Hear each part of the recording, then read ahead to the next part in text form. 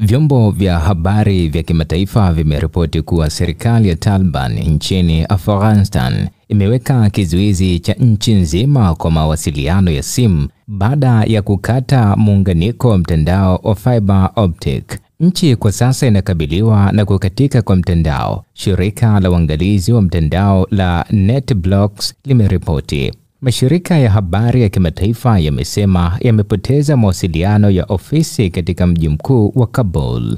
Mtandao wa mawasiliano ya simu na TV za satellite pia zimetatizwa pakubwa kote nchini Afghanistan. Siku ya jana Jumatatu usiku, mawimbi ya simu za rununu na huduma ya internet zilidhoofika hatua kwa hatua nchini kote hadi muunganiko ulipokuwa chini ya 1% ya viwango vya kawaida.